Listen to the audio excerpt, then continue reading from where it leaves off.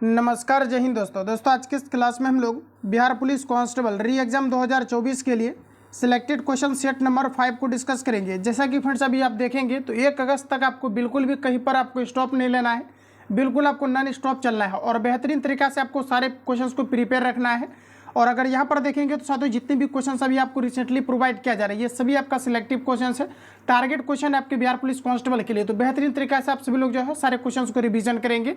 आइए friends class को हम लोग कंटिन्यू करते हैं और आज की इस क्लास के हम लोग जो है सेट नंबर 5 को डिस्कस करेंगे। और यही कारण है कि आपको बैक टू बैक आपको क्लास इसलिए आपको दिया जा रहा है ताकि 1 अगस्त का जो है आपको टारगेट आपका होना चाहिए। 1 अगस्त में बाद आपका एग्जाम जो है आपका फाइनली आपका शुरू हो जाएगा, तो टारगेट आपका होना चाहिए अगस्त तक। तो आइए साथियों हम लोग क्लास को कंटिन्यू करते हैं और चीज़ों को समझते हैं। तो दोस्तों आज का पहला प्रश्न हमारा कहा जा रहा है कि दीफू दर्श ये आपके कहाँ पर स्थित है। चलिए आंसर लगाएंगे आप सभी लोग फटाफट इसका। तो देखिए दोस्तों याद रखेंगे आप सभी लोग कि जो आपका दीफू दर्श आपका है ये कहाँ पर है, तो ये आपके अरुणाचल प्रदेश में है। ऑप्शन आपका जो है बी करेक्ट हो जाएगा। देखिए दोस्तों दीफू दर्श इसी को हम लोग दर्रा कहते हैं, तो दीफू दर्रा आपके कहाँ पर है, तो ये आपके अरुणाचल प्रदेश में है। तो ऑप्शन आपका जो है बी करेक्ट हो जाएगा। फ्रेंड्स अगर हम बात करेंगे कि जो आपका बोमडीला दर्रा है ये आपके कहाँ पर है, तो ये भी आपका अरुणाचल प्रदेश में। इसके अलावा दोस्तों आप देखेंगे तो जो आपका पीर पंजार दर्रा है ये कहाँ पर है, तो ये आपके जम्मू कश्मीर में है। इसके अलावा आप देखेंगे तो बनिहाल दर्रा भी जम्मू कश्मीर के अंतर्गत है। बुलर झील जो कि आपके ताजे पानी का आपका झील है ये भी आपके जम्मू कश्मीर के अंतर्गत है। जबकि फ्रेंड्स बात करेंगे जोजिला दर्रा का तो जोजिला दर्रा आपका लद्दाख के अंतर्गत पड़ता है। जबकि नीति दर्रा की बात करेंगे तो उत्तराखंड के अंतर्गत पड़ता है। रोहतांग दर्रा की बात करेंगे तो हिमाचल प्रदेश के अंतर्गत पड़ता है। अगर हम बात करेंगे कि जो आपका बुर्जिल दर्रा है ये आपके कहाँ पर है, तो ये आपके जम्मू कश्मीर के अंतर्गत है।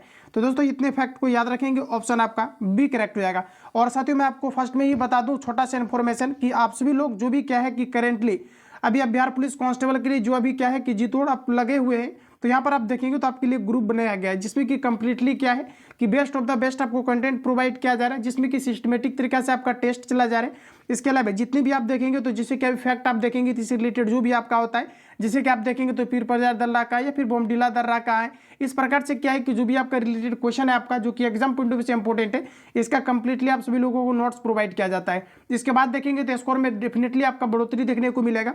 तो जो कैंडिडेट इसके लिए ऐड होना चाहते हैं सिंपली आपको इस नंबर पर आपको कॉल या SMS करके आपको जो इंक्वायरी आपको लेना है कंप्लीटली आपको। तो लास्ट में आप सभी लोग देखेंगे तो आपका यहाँ पर देखिए नंबर आप सभी लोगों को नोट डाउन करना है। आप सभी लोगों को इस नंबर पर आपको सिंपली जो है कॉल या आप सभी लोगों को SMS करके जो है इंक्वायरी लेना है। व्हाट्सएप पर आप बिहार पुलिस कांस्टेबल लिख करके मैसेज करेंगे, कंप्लीटली आपको बैनर मिल जाएगा क्या क्या चीज़ें आपको इसके अंतर्गत प्रोवाइड किया जा रहा है। Full and practice set all over जितने भी आपका मार्केट में बुक है आपका है इसका कंप्लीटली आपको PDF मिल जाएगा। इसके अलावा देखेंगे तो टॉपिक वाइज जो बिहार पुलिस कांस्टेबल के थ्रू हर एक बार कंडक्ट हुआ है, हर एक बार टॉपिक को टच किया जाता है। कंप्लीटली मटेरियल्स आपको A to Z पटना में जो भी आपके संस्थान इसका A to Z आपको कंप्लीटली मटेरियल्स मिल जाएगा। प्लस टीम के द्वारा जो भी क्वेश्चन आपका सिलेक्ट किया जा रहा है A to Z आपका बिहार पुलिस कांस्टेबल को टारगेट किया गया है। तो बेहतरीन तैयारी के लिए आप सभी लोग इसमें ज्वाइन कर सकते हैं। इसके लिए 51 रुपये आपको पेमेंट करके इसके अंतर्गत आपको ऐड होना है और बेहतरीन तरीके से आप सारी चीज़ों का जो है आप क्लियर आप जो है कर पाएंगे। तो चलिए फ्रेंड्स हम लोग आगे बढ़ते हैं। अगला प्रश्न हमारा नेक्स्ट दिया गया है, कहा जा रहा है कि भारत में सबसे लंबी बांध कौन सा है। देखिए साथियों भारत में सबसे लंबी बांध की दोस्तों अगर हम बात करेंगे तो ये आपका हीराकुंड बांध है। ऑप्शन आपका जो है सी करेक्ट हो जाएगा, जो कि महानदी के तट पर ओडिशा राज्य के अंतर्गत अवस्थित है। तो सी आपका करेक्ट हो जाएगा। तो ध्यान रखेंगे आप सभी लोग। आगे बढ़ते हैं फ्रेंड्स। अगला प्रश्न हमारा नेक्स्ट दिया गया है, कहा जा रहा है कि भारत की संसद में पहला लोकपाल विधेयक कब पेश किया गया था। देखिए फ्रेंड्स बात करेंगे भारत की संसद में पहला लोकपाल विधेयक कब आपका पेश किया गया था, तो ये आपका 1968 में किया गया था। ऑप्शन आपका जो है बी करेक्ट हो जाएगा। चलिए आगे बढ़ते हैं। नेक्स्ट क्वेश्चन हमारा दिया गया है, प्रश्न में कहा जा रहा है कि बिहार पंचायत राज अधिनियम 2006 की धारा 90 की उपधारा A के अधीन कौन सी संख्या की स्थापना हुई थी। चलिए आंसर लगाएंगे फ्रेंड्स आप सभी लोग इसका, और करेक्ट आंसर आपको बताना है क्या हो जाएगा। तो देखिए आपका करेक्ट आंसर हो जाएगा ग्राम कचहरी की स्थापना किया गया था। तो सी आपका यहाँ पर जो है करेक्ट हो जाएगा। चलिए आगे बढ़ते हैं। नेक्स्ट क्वेश्चन हमारा दिया गया है, कहा जा रहा है कि निम्नलिखित में से कौन एक पंचायतों से संबंधित नहीं है। देखिए दोस्तों पंचायत से संबंधित अगर देखेंगे तो डायरेक्टली यहाँ पर आपका करेक्ट आंसर बी हो जाएगा। दिया गया है संविधान 74वां संशोधन अधिनियम। तो देखिए जैसा कि फ्रेंड्स आपको पता है कि जो हमारा 73वां संविधान संशोधन था जिसको कि आप देखेंगे तो 1992 में सर्वप्रथम लागू किया गया था राजस्थान के अंतर्गत। तो यहाँ पर देखेंगे तो 73वां संविधान संशोधन आपका पंचायती राज व्यवस्था से संबंधित है, जबकि यहाँ पर दिया गया है 74वां जो कि हमारा गलत दिया गया है। तो बी आपका करेक्ट हो जाएगा। इसके पहले का जो आपका लाइव क्लास आपको प्रोवाइड किया गया है नोट्स में देखेंगे तो इस क्वेश्चंस को मैंने जो है सिलेक्ट आपको कर दिया हुआ है। चलिए आगे बढ़ते हैं फ्रेंड्स। अगला प्रश्न हमारा दिया गया है, कहा जा रहा है कि माउंट एवरेस्ट पर 2 बार चढ़ने वाली विश्व की पहली महिला है। चलिए आंसर लगाएंगे आप सभी लोग। दोस्तों आपका करेक्ट आंसर हो जाएगा संतोष यादव। ऑप्शन आपका जो है सी करेक्ट हो जाएगा। साथियों बात करेंगे संतोष यादव 2 बार फतेह करने वाली महिला है, बट आप देखेंगे कब कब, तो दोस्तों याद रखेंगे 1992 में। इसके अलावा आप देखेंगे तो 1990 आपका 3 आपका हो जाएगा। तो ऑप्शन हमारा जो है सी करेक्ट हो जाएगा। अगला प्रश्न दोस्तों नेक्स्ट दिया गया है कि गांधीवादी विचारधारा का मूल आधार क्या है। चलिए आंसर लगाएंगे आप सभी लोग इसका। गांधीवादी विचारधारा का मूल अधिकार क्या है, तो आपका करेक्ट आंसर हो जाएगा फ्रेंड्स धर्म और नैतिकता। तो सी आपका यहाँ पर करेक्ट हो जाएगा। जो गांधीवादी विचारधारा का मूल अधिकार है, तो यहाँ पर आपका जो है सी आपका करेक्ट हो जाएगा, जो मूल आपके आधार है। अगला प्रश्न हमारा नेक्स्ट में कहा जा रहा है कि अमीर खुसरो किसके दरबार में प्रसिद्ध कवि थे। देखिए दोस्तों अमीर खुसरो की अगर हम लोग यहाँ पर बात करेंगे तो अमीर खुसरो अलाउद्दीन खिलजी के दरबार में प्रसिद्ध कवि थे। ऑप्शन आपका जो है डी करेक्ट हो जाएगा। ठीक है, क्लियर है, रिपीट करेंगे आप सभी लोग। चलिए आगे बढ़ते हैं। नेक्स्ट क्वेश्चन हमारा दिया गया है, कहा जा रहा है कि धर्म के बारे में यह किसने कहा था कि यह जनता के लिए हकीम है। चलिए आंसर लगाएंगे। धर्म के बारे में यह किसने कहा था कि यह जनता के लिए हकीम है, तो दोस्तों याद रखेंगे ये मार्क्स के द्वारा कहा गया था। ऑप्शन आपका जो है यहाँ पर डी करेक्ट हो जाएगा। अगला प्रश्न हमारा नेक्स्ट दिया गया है, कहा जा रहा है कि पतंजलि इसके संकलन के लिए विख्यात है। योग सूत्र, मालती माधव, ब्रह्म सूत्र, यजुर्वेद। फ्रेंड्स पतंजलि की बात करेंगे तो पतंजलि जो आपका है योग सूत्र के लिए विख्यात है। ऑप्शन आपका ये करेक्ट हो जाएगा। चलिए आगे बढ़ते हैं। अगला प्रश्न हमारा नेक्स्ट दिया गया है, कहा जा रहा है कि रजत क्रांति संबंधित है। आंसर लगाएंगे, रिपीटेड क्वेश्चन है आपका। तो दोस्तों रजत क्रांति की बात करेंगे किससे आपका संबंधित है, तो रजत क्रांति दोस्तों आपका जो है दुग्ध उत्पादन से संबंधित है। तो उसी हमारा यहाँ पर जो है करेक्ट हो जाएगा। चलिए आगे बढ़ते हैं। नेक्स्ट क्वेश्चन हमारा दिया गया है, कहा जा रहा है कि पोबा रिजर्व फॉरेस्ट किस राज्य में स्थित है। अरुणाचल प्रदेश, नागालैंड, सिक्किम, असम। तो साथियों याद रखेंगे पोबा रिजर्व फॉरेस्ट ये आपके किस राज्य के अंतर्गत पड़ता है, तो दोस्तों याद रखेंगे ये आपका असम के अंतर्गत पड़ता है। तो डी आपका करेक्ट हो जाएगा। फ्रेंड्स बात करेंगे काजीरंगा नेशनल पार्क कहाँ पर है, तो ये भी आपके असम के अंतर्गत पड़ता है। तो इतने पॉइंट को यहाँ से आप सभी लोग ध्यान रखेंगे। चलिए आगे बढ़ते हैं फ्रेंड्स। अगला प्रश्न हमारा नेक्स्ट कहा जा रहा है कि भारत का मानक समय रेखा किस जिले से होकर गुजरती है। चलिए भारत का मानक समय रेखा किस जिले से होकर गुजरती है, तो दोस्तों आपका करेक्ट आंसर हो जाएगा मिर्जापुर से होकर के गुजरती है। भारत का मानक समय रेखा किस जिले से होकर गुजरती है, तो मिर्जापुर से होकर के गुजरती है। तो डी हमारा यहाँ पर जो है करेक्ट हो जाएगा। अगला प्रश्न है कि हम्पी का खुला संग्रहालय किस राज्य में है। चलिए दोस्तों आंसर इसका करेंगे आप सभी लोग।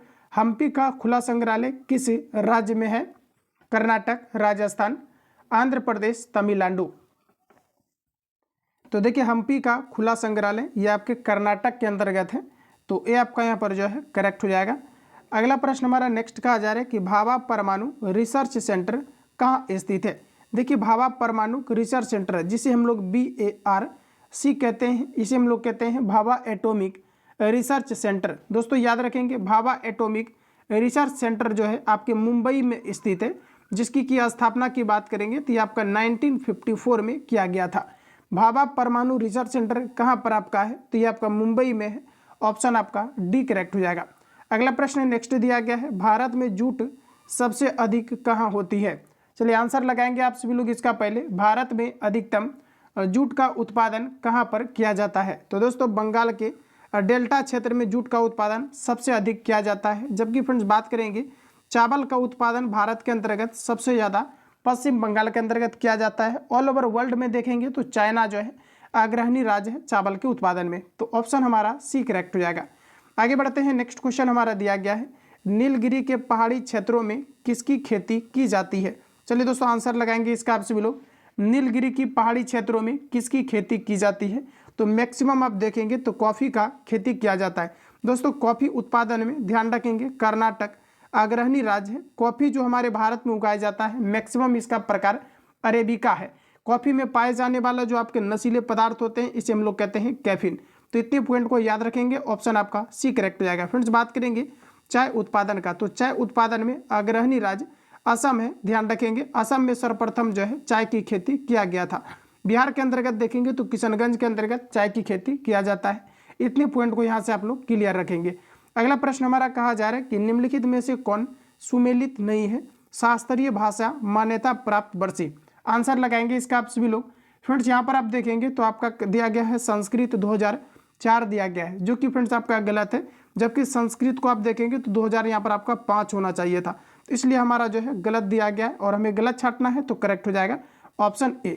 चलिए आगे बढ़िए, अगला प्रश्न हमारा दिया गया है। प्रश्न दोस्तों कहा जा रहा है कि यूएन सुरक्षा परिषद में कितने अस्थायी सदस्य देश है। चलिए यूएन के बारे में बताना है, इसमें जो है कितने सुरक्षा परिषद के जो है अस्थायी सदस्य है। साथियों अगर अस्थायी सदस्य की बात करेंगे तो ये आपका टोटल आपका 5, जबकि अस्थायी की बात करेंगे तो ये आपका टोटल 10 है। तो इसका आंसर अगर देखेंगे तो आपका करेक्ट आंसर हो जाएगा 5।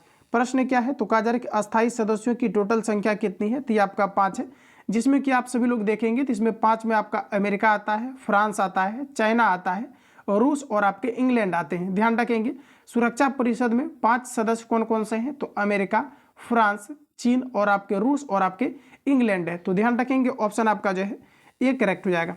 आगे बढ़ते हैं फ्रेंड्स, अगला प्रश्न हमारा कहा जा रहा है कि एशियन डेवलपमेंट बैंक का मुख्यालय कहाँ पर स्थित है। साथियों बात करेंगे एशियन डेवलपमेंट बैंक का मुख्यालय कहाँ पर है, तो ये हमारे मनीला के अंतर्गत है, तो ये आपका करेक्ट हो जाएगा। साथियों बात करेंगे एशियन बैंक डेवलपमेंट की स्थापना कब किया गया है, तो 1966 में आपका एशियन डेवलपमेंट बैंक की स्थापना किया गया है, तो ऑप्शन आपका ए करेक्ट हो जाएगा। जिसका कि मुख्यालय हेडक्वार्टर की बात करेंगे तो ये आपका मनीला के अंतर्गत है, तो ये आपका जो है करेक्ट हो जाएगा। चलिए अगला प्रश्न दिया गया है कि भारत की खोज पुस्तक अहमदनगर किला जेल में कारावास के दौरान लिखी गई थी। भारत की खोज के लेखक कौन है, तो साथियों याद रखेंगे भारत की खोज नामक जो पुस्तक है ये आपका अहमदनगर किला जेल में कारावास के दौरान लिखा गया था, और जेल में जो है कारावास कौन थे, तो जवाहरलाल नेहरू के द्वारा लिखा गया था। ऑप्शन जो है आपका डी करेक्ट हो जाएगा। भारत की खोज किनके द्वारा लिखा गया है, तो ये आपका पंडित जवाहरलाल नेहरू के द्वारा लिखा गया है। ऑप्शन आपका जो है डी करेक्ट हो जाएगा। अगला प्रश्न हमारा नेक्स्ट कहा जा रहा है कि राशियों की कुल संख्या कहा जा रहा है कि ज्योतिषीय क्षेत्र में क्या है। फ्रेंड्स बात करेंगे राशियों की कुल संख्या क्या है, तो 22 का हमारा करेक्ट आंसर हो जाएगा 12। राशियों की टोटल संख्या कितना है, 12। जबकि फ्रेंड्स बात करेंगे कि नक्षत्र की टोटल संख्या कितना है, तो देखिए नक्षत्र की टोटल अगर बात करेंगे तो ये आपका 27 है। कितना है आपका, तो नक्षत्र की टोटल संख्या आपका 27 है, जबकि बात करेंगे हम लोग राशियों की टोटल संख्या कितनी है, तो ये आपका 12 है। तो ध्यान रखिएगा ऑप्शन आपका जो है बी करेक्ट हो जाएगा।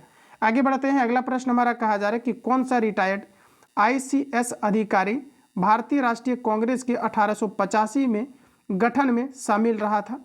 तो देखिए कौन सा रिटायर्ड ICS अधिकारी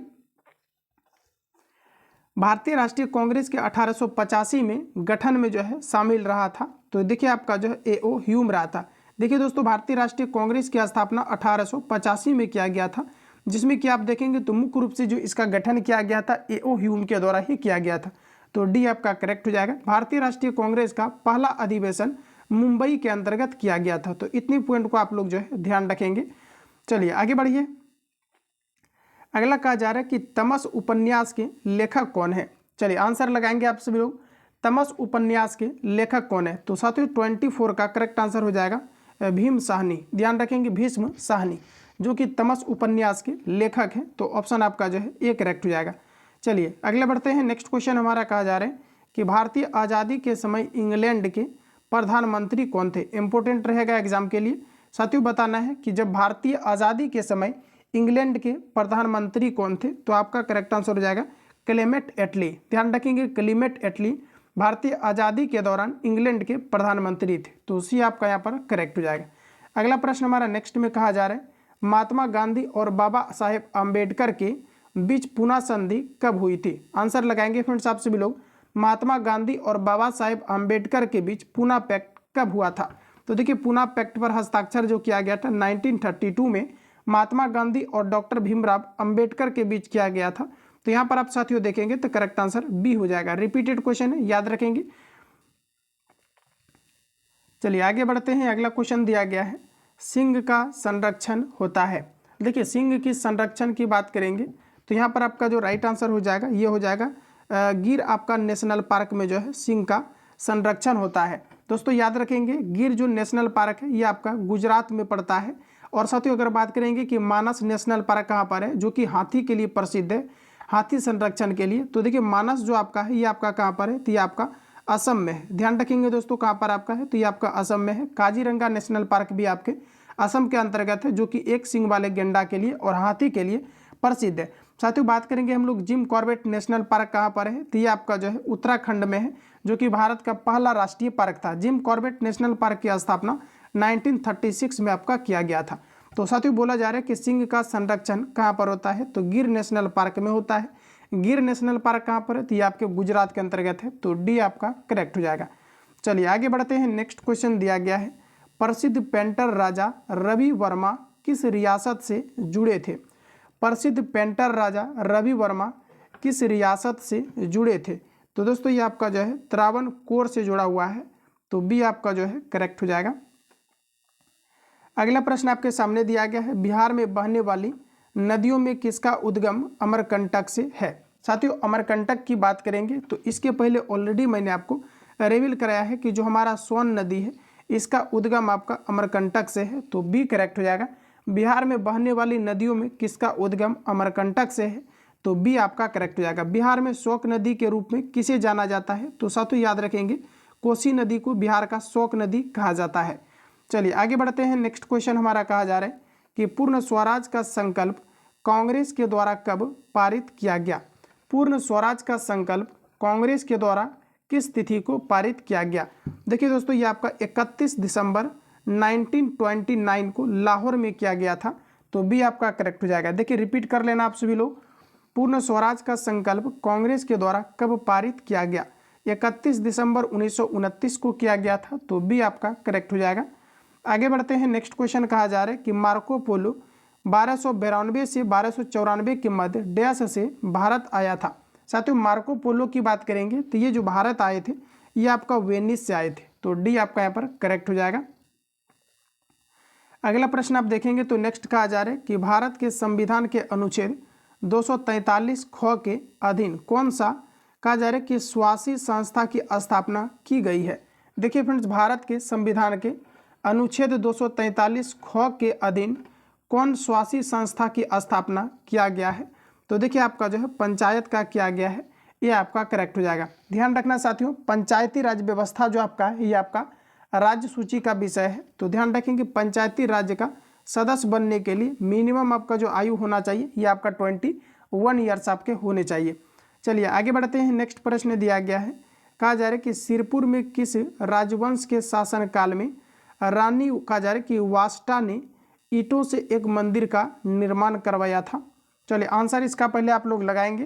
प्रश्न में हमारा कहा जा रहा है कि सिरपुर में किस राजवंश के शासनकाल में रानी जो है वास्टा ने ईंटों से एक मंदिर का निर्माण करवाया था, तो देखिए दोस्तों आपका राइट आंसर हो जाएगा पांडु वंश, सी हमारा जो है करेक्ट हो जाएगा। नेक्स्ट क्वेश्चन में हमारा दिया गया है कि प्रसिद्ध तवांग मठ निम्नलिखित में से किस राज्य में अवस्थित है। तो देखिए फ्रेंड्स तवांग मठ की अगर हम लोग बात करेंगे कि तवांग मठ जो है आपका ये किस राज्य के अंतर्गत पड़ता है, तो देखिए आपका जो है अरुणाचल प्रदेश के अंतर्गत है, तो डी आपका जो है करेक्ट हो जाएगा।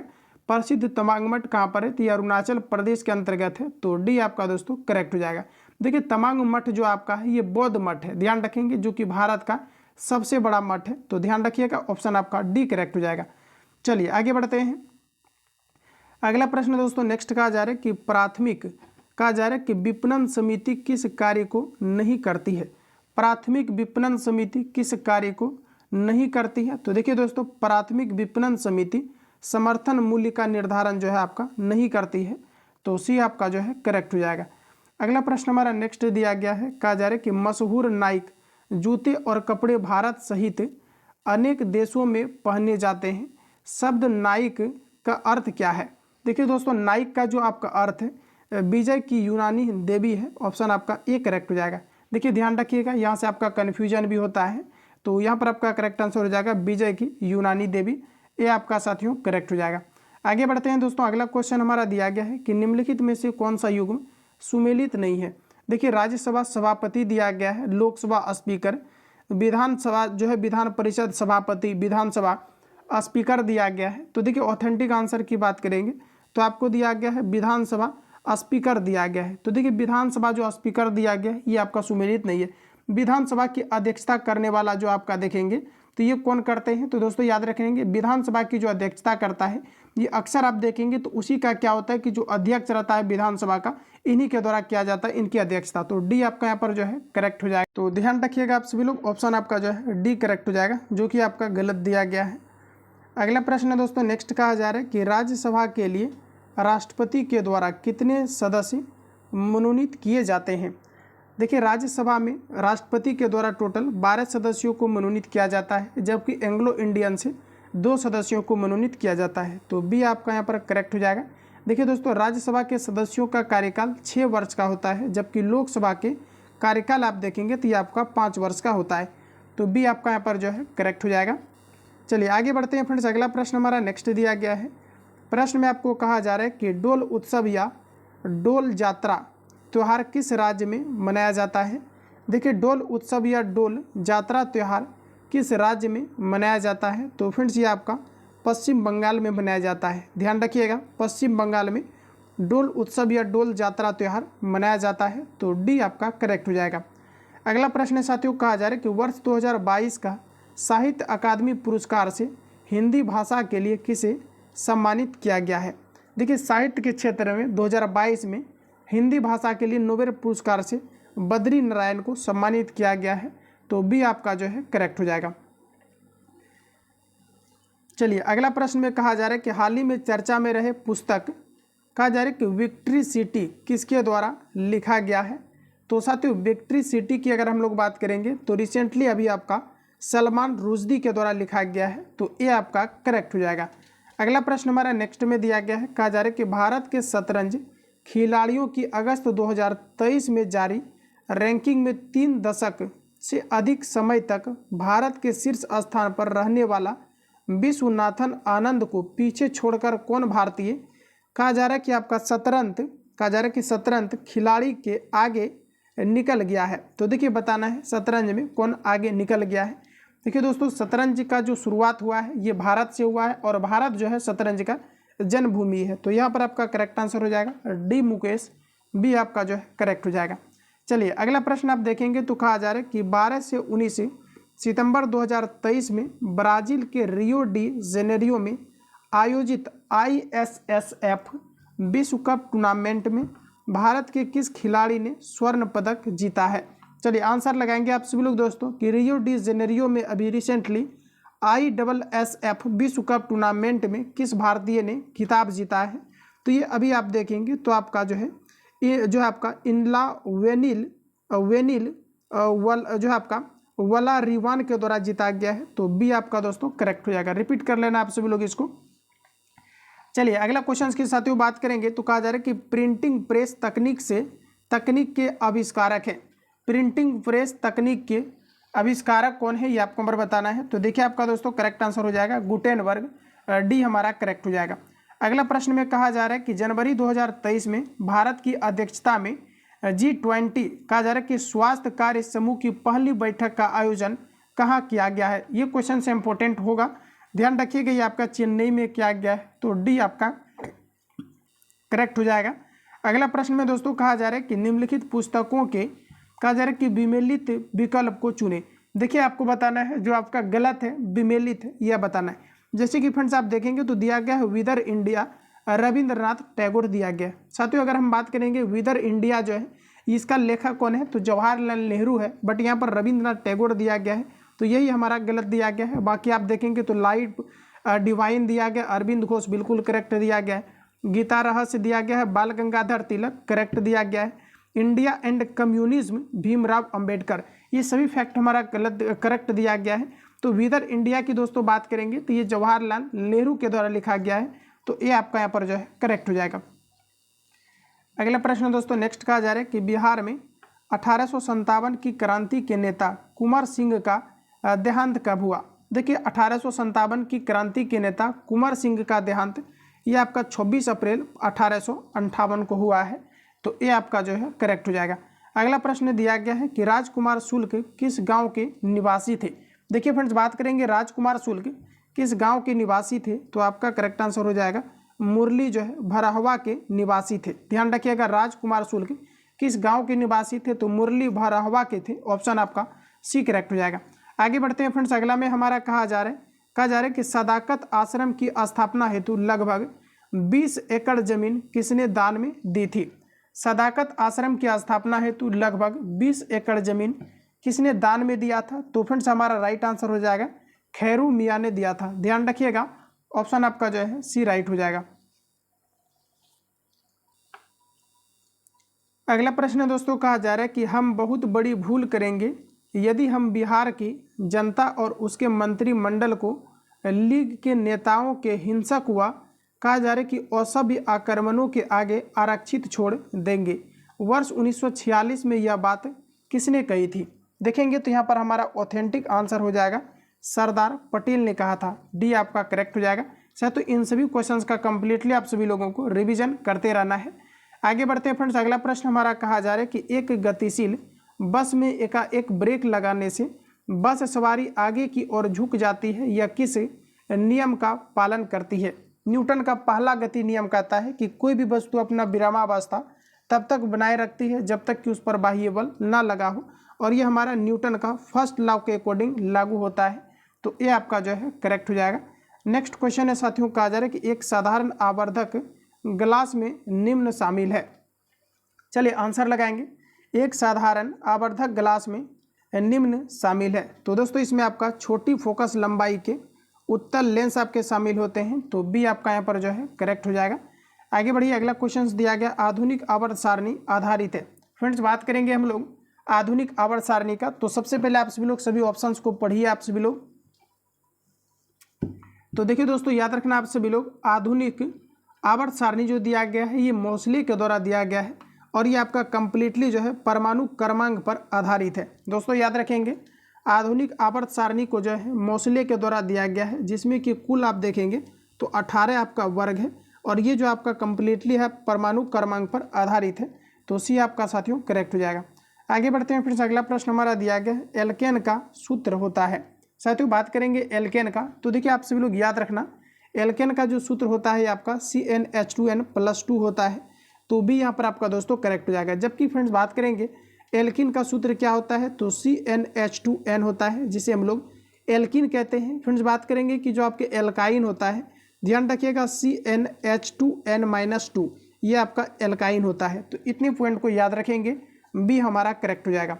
आगे बढ़ते हैं दोस्तों, अगला क्वेश्चन दिया गया है, कहा जा रहा है कि संभारिक परमाणुओं में, चलिए आंसर लगाएंगे इसका, संभारिक परमाणु में क्या होता है।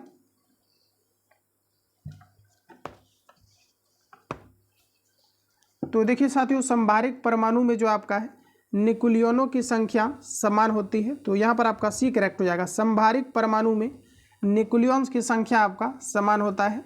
अगला प्रश्न हमारा नेक्स्ट में दिया गया है कि जल की कठोरता किसकी उपस्थिति के कारण होती है। साथियों याद रखेंगे दिया गया है मैग्नीशियम बाइकार्बोनेट, विरंजक चूर्ण, सोडियम, इनमें से कोई नहीं। देखिए ऑथेंटिक आंसर की बात करेंगे मैग्नीशियम कार्बोनेट के कारण से जल की अस्थायी कठोरता की उत्पत्ति का जो है आपका होना ये आपका मुख्य कारण है। तो जल की अस्थायी कठोरता का किसकी उपस्थिति के कारण से होता है, तो ये आपका मैग्नीशियम कार्बोनेट की उपस्थिति के कारण से होता है। तो बी आपका दोस्तों करेक्ट हो जाएगा।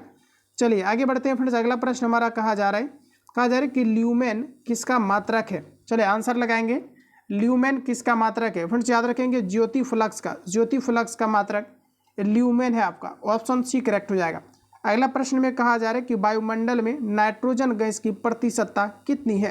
साथियों नाइट्रोजन की बात करेंगे तो वायुमंडल में 78% आपका पाया जाता है, जबकि दोस्तों ऑक्सीजन की बात करेंगे तो ऑक्सीजन 21% पाया जाता है। वही फ्रेंड्स कार्बन डाइऑक्साइड की बात करेंगे तो 0.03% आपके पाए जाते हैं। देखिए वायुमंडल में नाइट्रोजन गैस की प्रतिशतता कितनी है, तो 78% आपका है। तो डी आपका यहाँ पर करेक्ट हो जाएगा। आगे बढ़ते हैं दोस्तों। अगला क्वेश्चन कहा जा रहा है कि सूर्य के प्रकाश में किस रंग का परिकिरणन सबसे अधिक होता है। देखिए सूर्य के प्रकाश में सबसे अधिक किस रंग का परिकिरण होता है, तो आपका करेक्ट आंसर हो जाएगा बैगनी का। सबसे अधिक तरंगदैर्घ्य किसका होता है, तो ये आपका रेड लाइट का होता है, रेड प्रकाश का होता है। ऑप्शन दोस्तों आपका डी करेक्ट हो जाएगा। आगे बढ़ते हैं फ्रेंड्स। अगला प्रश्न कहा जा रहा है कि एल्यूमिनियम सल्फेट का प्रयोग किया जाता है। चलिए आंसर लगाएंगे आप सभी लोग, 60 का आंसर लगाएंगे। एल्यूमिनियम सल्फेट का प्रयोग किया जाता है। तो देखिए आपका आग बुझाने के लिए एल्यूमिनियम सल्फेट का प्रयोग किया जाता है। ध्यान रखेंगे साथियों आप सभी लोग।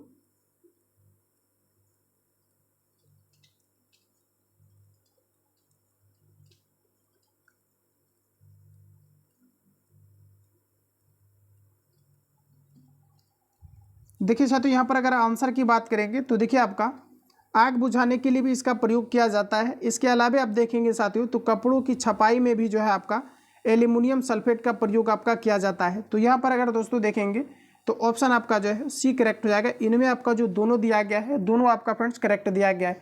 दोस्तों बात करेंगे हम लोग एल्यूमिनियम का, तो एल्यूमिनियम का जो आपके ऑक्साइड होते हैं, जो अयस्क होते हैं, बॉक्साइड, कोरंडम, क्रायोलाइट होता है, जिसमें से एल्यूमिनियम का निष्कर्षण Al2O3 यानी बॉक्साइड से किया जाता है।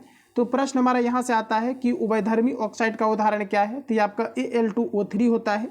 इसके अलावा फ्रेंड्स याद रखेंगे ZnO जो आपको दिया गया है एल्यूमिनियम आपके जो है उभयधर्मी ऑक्साइड का उदाहरण होता है, और आपका PbO ये सभी आपका उभयधर्मी ऑक्साइड का उदाहरण होता है। तो ध्यान रखेंगे आप सभी लोग, इन्हीं 3 से क्वेश्चन आपका जो है पूछा जाता है। तो फ्रेंड्स यहाँ पर एल्यूमिनियम सल्फेट का प्रयोग जो है कपड़ों की छपाई और जो है आग बुझाने के लिए किया जाता है। तो सी आपका करेक्ट हो जाएगा।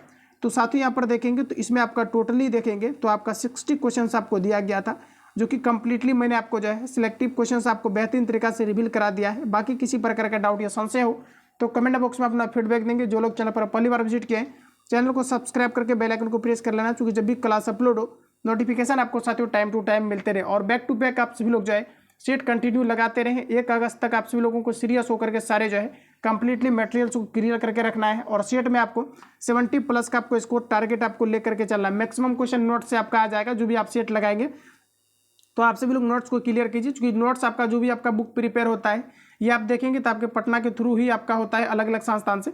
और इन सब का एनालिसिस आपका कंप्लीटली आप सभी लोगों को प्रोवाइड आपको नोट्स के माध्यम से या फिर आप अलग अलग देखेंगे तो प्रोवाइड आपको किया जा रहा है, जो कि बेहतरीन तरीके से आप सारी चीज़ों को जो है क्लियर करेंगे तो बुक में ऑटोमेटिकली आपका मार्क्स आपका इंक्रीज आपका हो जाएगा, क्योंकि नोट्स से ही मैक्सिमम क्वेश्चन आपका बुक में देखने को मिल जाएगा।